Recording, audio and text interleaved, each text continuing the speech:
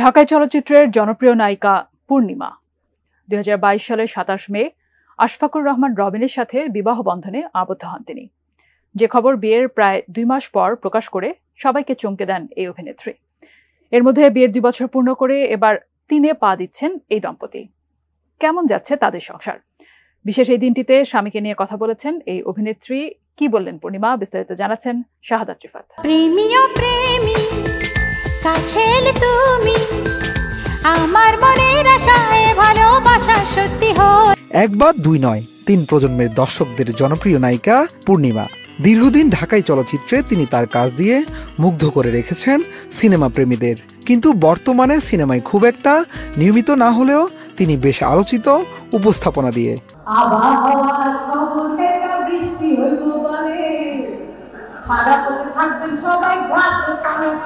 এর মধ্যে কিছুদিন আগে বাংলাদেশ চলচ্চিত্র সেন্সর বোর্ডের সদস্য হয়েছেন এই অভিনেত্রী।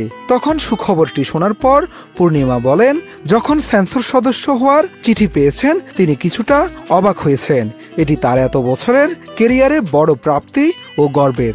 আমি যখন রান্তে বসি বন্ধু বাজা বাসি, রান্না বাড়া রেখে আমি কেমন করে আসি। তবে সব ছাপিয়ে আজ আলোচনায় চিত্রনায়িকা পূর্ণিমার সংসার জীবন। কারণ ২০২২ সালের এই দিনে বেসরকারি একটি প্রতিষ্ঠানের কর্মকর্তা আশফাকুর রহমান রবিনকে পারিবারিক আয়োজনে বিয়ে করেন। এদিকে বিয়ের ২ বছর পূর্ণ করে এবার ৩-এ পা দিচ্ছেন এই দম্পতি। কেমন যাচ্ছে তাদের সংসার, এমন প্রশ্ন তার ভক্তদের। বিশেষ এই দিনটিতে স্বামীকে নিয়ে কথা বলেছেন এই অভিনেত্রীও, যেখানে স্বামীর প্রতি অগাধ ভালোবাসা ফুটে উঠেছে।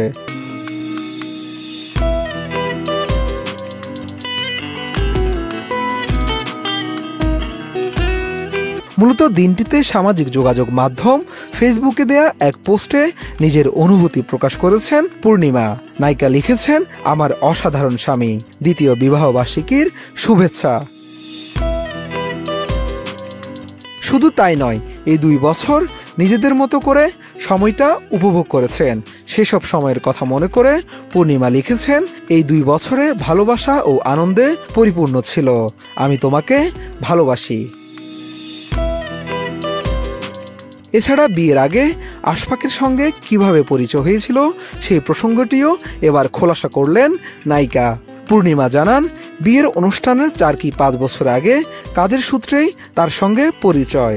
সেখান থেকে একটা ভালো বোঝাপড়া, বন্ধুত্ব হয়। এরপর তারা পরিবারকে জানান। পরিবারকে জানানোর পর কি হয়েছিল সেই প্রসঙ্গে পূর্ণিমা বলেন, ২ পরিবার থেকে বলা হলো বিয়েটা করে ফেললেই ভালো। এরপর পারিবারিকভাবে ছোটখাটো আয়োজনে বাসাতেই বিয়ের অনুষ্ঠান হয়। তবে নায়িকার বর্তমান স্বামী আশফাকের এটি প্রথম বিয়ে হলেও পূর্ণিমা ছিল দ্বিতীয় সংসার। এর আগে ২০০৭ সালের ৪ নভেম্বর আহমেদ জামাল ফাহাদের সঙ্গে বিবাহ বন্ধনে আবদ্ধ হন পূর্ণিমা। পরে ২০১৪ সালে কন্যা সন্তানের মা হন এই নায়িকা। শাহাদাত রিফাত, এটিএন নিউজ, ঢাকা।